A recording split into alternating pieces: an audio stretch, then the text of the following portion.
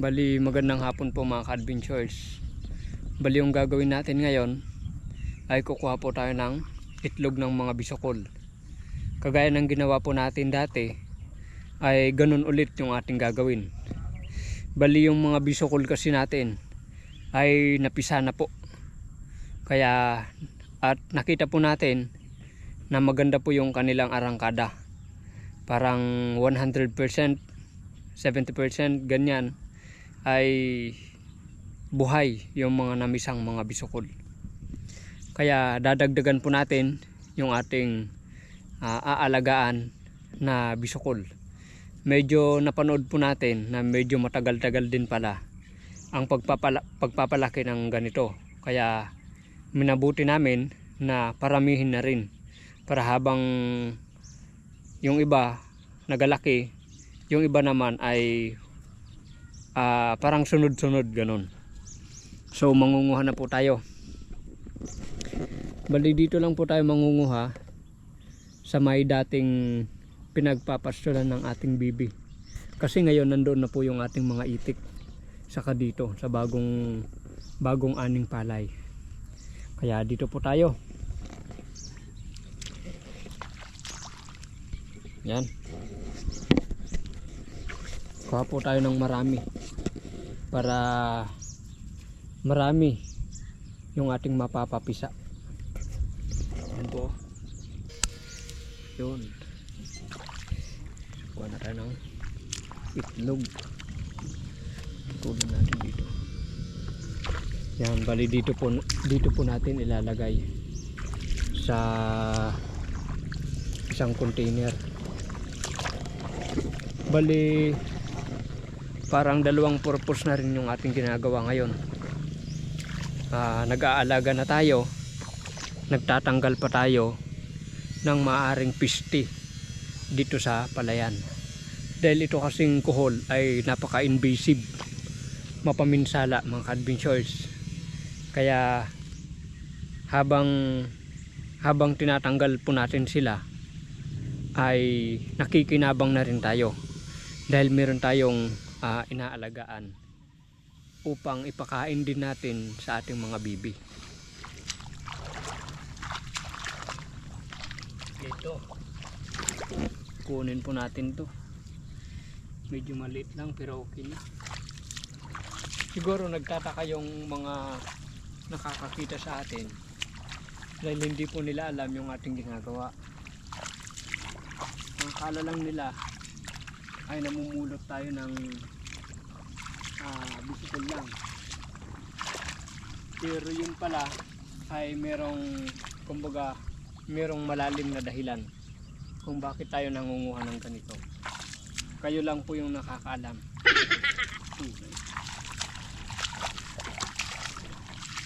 Ayan, dito na meron na naman dito, pero ito na damage, nadalapos.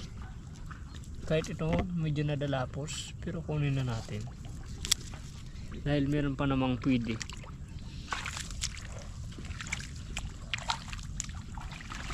Kita ka pa rito. Ay dito luwad din. Drakol.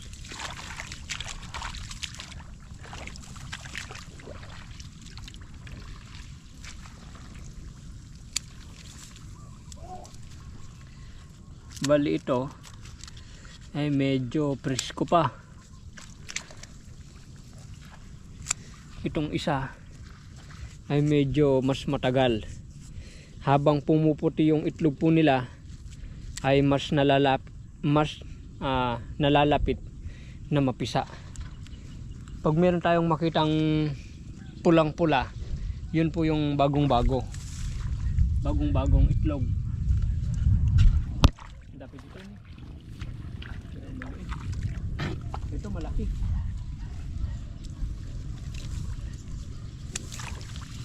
Dami. Ang dami nito mga adventures. Yung itlog pala ng kuhol ay yung pinakamarami umaabot sa 500 mga adventures. Yung pinakamaraming itlog ng kuhol.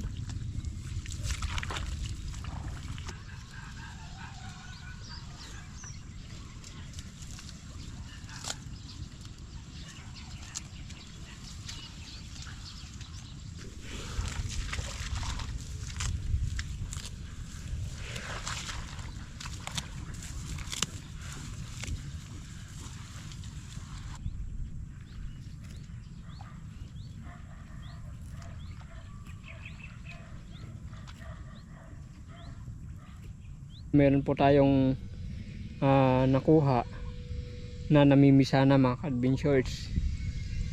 Yan po. Mamaya ay mamimisa na po ito lahat o hanggang bukas ganon. Maganda pag ganyan po lahat yung ating makukuha para mabilis yung pagdami ng kuwan po natin.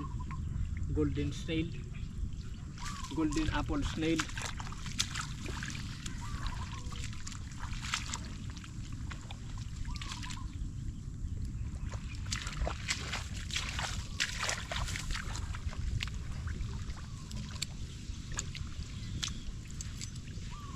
Marami dito.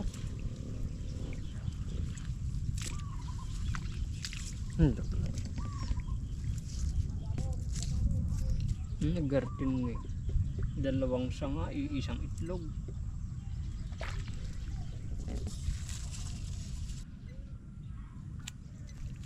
So ayan po mga adventures. Bali ito na po lahat ang ating nakulikta na ating papapisa. Kung mapapisa po natin to lahat ay napakarami po ito.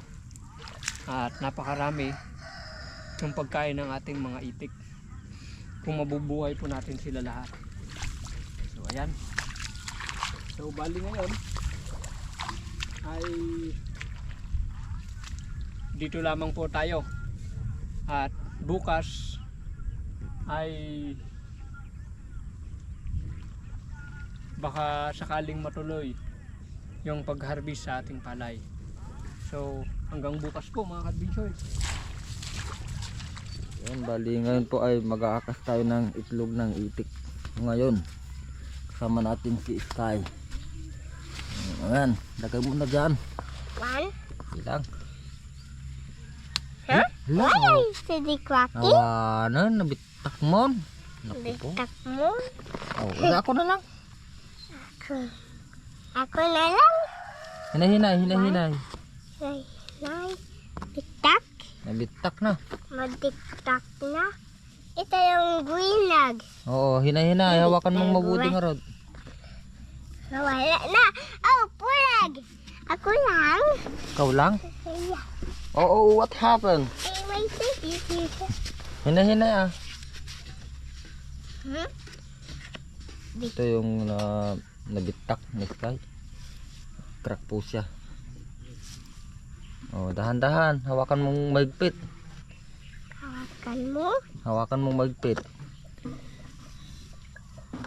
Bali, ito na po yung itlog nila ngayong umaga. Oh. Yan. Oh, everyone one egg. Yun pa, mayroon pa doon. Oh. Mayroon pa doon. Ako lang Tita. mabitak. Ako lang. Ako lang. Ako lang. Mabigat. Marika. Sige, ano ka? Sana yung bitak dito. Sige. Hindi. Yan. Oh. Sige.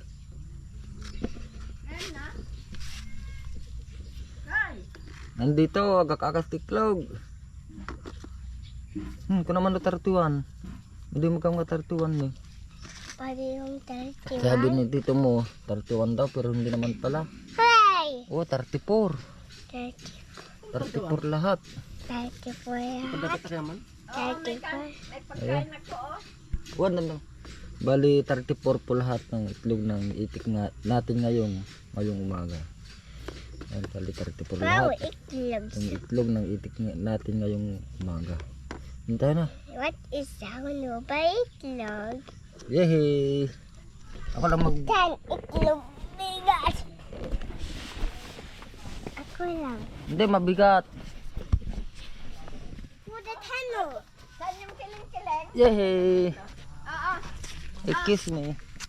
Hindi ah. Andali na ang punas. Punas kamay, punas. Oh, may pagkain ako, oh. Hey. Diretso ni Jaya. Kita.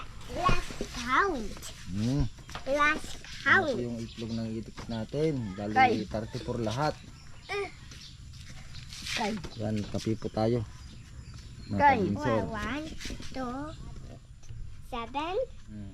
8, 9, 10, 11, 12, 13, 14, 16, 17, 18, 19, 20. 20. Ngayon po pala ay nandito ako ngayon sa kulungan ng sa loob ng ating traveler. At ngayon ay nilalagyan po natin ng chicken wire itong ating traveler para hindi po mahulog yung kanilang mga paa. Bali ito po ay nalalapit na po natin gamitin sa ating mga panibagong vlog na pagta-travel. Tatapusin ko lang po ito at i-update ko po kayo. Ayan, Bongs.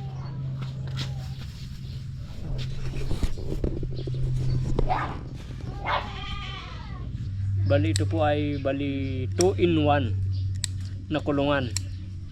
Pwedeng pang itik, pwedeng pang kambing. Yun po yung purpose po nito, mga adventures.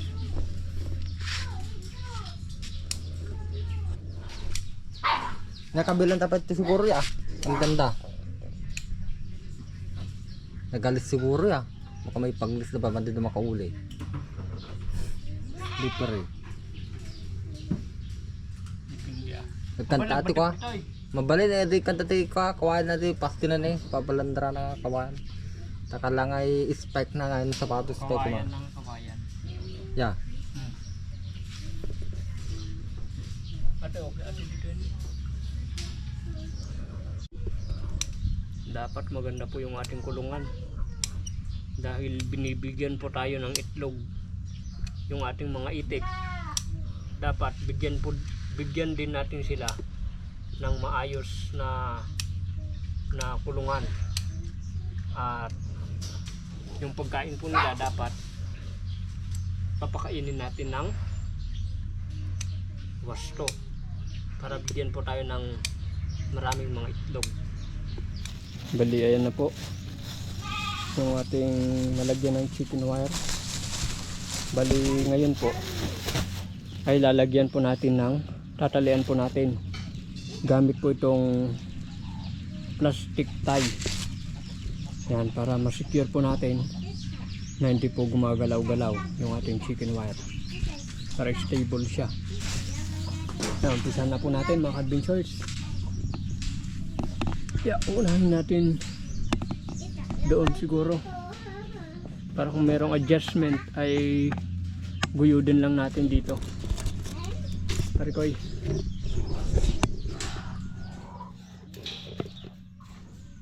Dito tayo. Pagkabili niya ito tingay. Ate dito yun ayan eh. Ito siguro. Ay, tinay kabilan mo ito. Ta?